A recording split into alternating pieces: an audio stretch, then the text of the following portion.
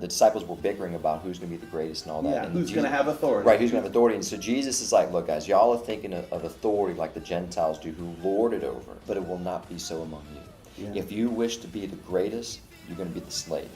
Yeah. Right? If you want to be the first, you're going to be the servant. Servant of all.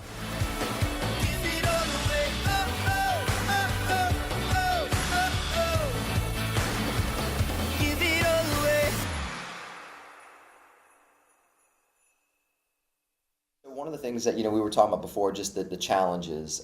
It's just in evangelization. We were talking about back in your day with at Florida State, just seeing the beauty of these brothers coming in this community that evangelize, and there was this really beautiful, respectful presence that was given, and that allowed such a witness and a transformation of the school and of the community. And then we see, as larger in the church, there's a lot of struggles going on, and you're here with the Archdiocese, and you're allowing, by God's grace, you're stepping into this challenge of trying to help build bridges and help to awaken the faith into the family, and help to minister to families and strengthen the marriage and family life here in the Archdiocese of New Orleans. And so, but we have these roadblocks, these things that because of the culture, because of our heritage, of whatever, all these things that are kind of confusing us, tripping us up to getting this full breath of fresh air in our spiritual lungs. Yeah.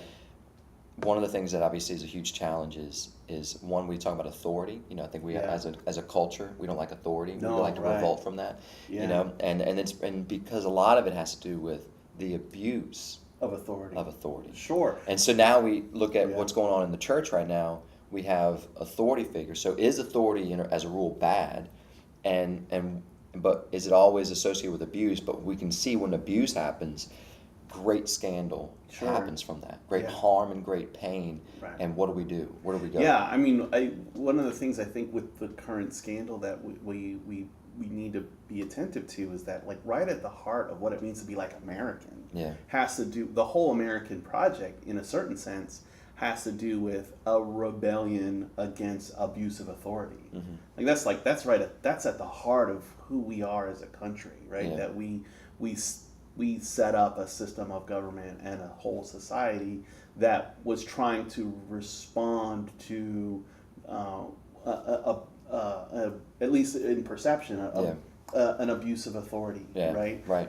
So we have a democratic real system. abuse. Like, this isn't just something right? It was real. And so when we see, there's always been within American culture a certain suspicion of a Catholic hierarchy, right? I mean, if any study of the Catholic Church in American history, you'll see this kind of suspicion, and it has everything to do with this idea of the hierarchical structure, right? And a suspicion about that.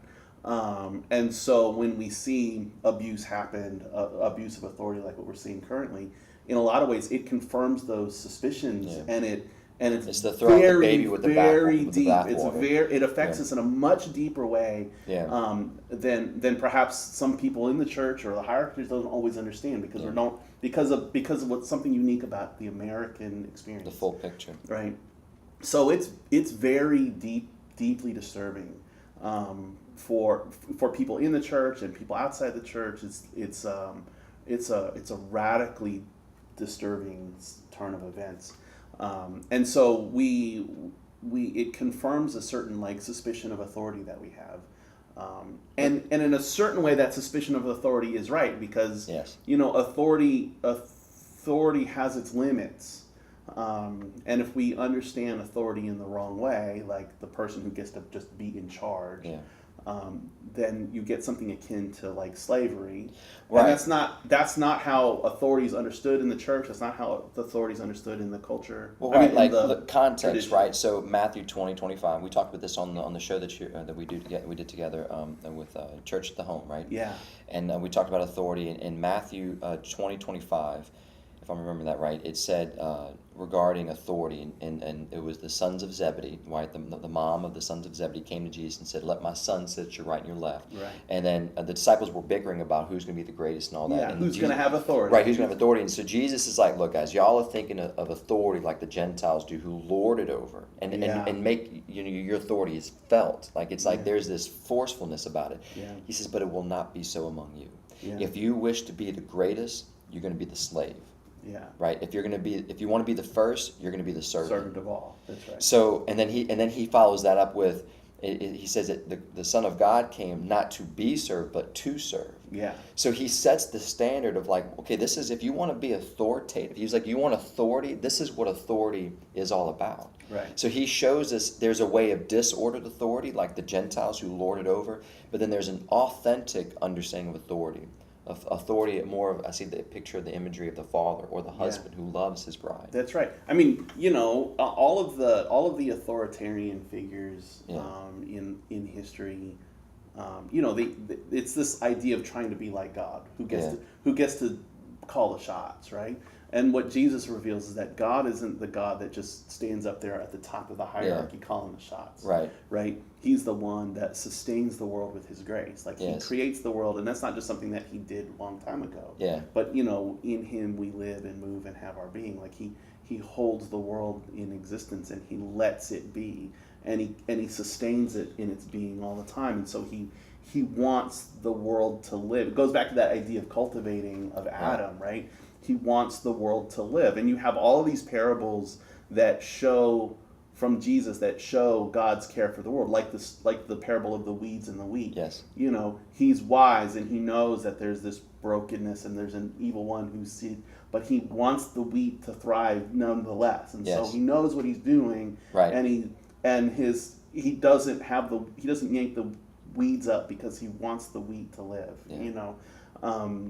And so the way God exercises authority isn't he's standing up there on the cloud and when he sees something he doesn't like, he throws the lightning bolt and he zaps you. That's not what happens. High school students struggle with this, but they soon realize, I sin and God doesn't throw a lightning bolt in my head. It's like somehow, and like, well, maybe God doesn't care or something, but there's a way in which God allows that growth to happen, and it goes through seasons. And God's been merciful enough to me where I've gone through periods of doubt or gone through periods of sin or still sinning, and but he's letting me live and go through, and he exercises his authority in a very different way than this I'm in charge and you must respect me and do what I say or else I'm going to get you.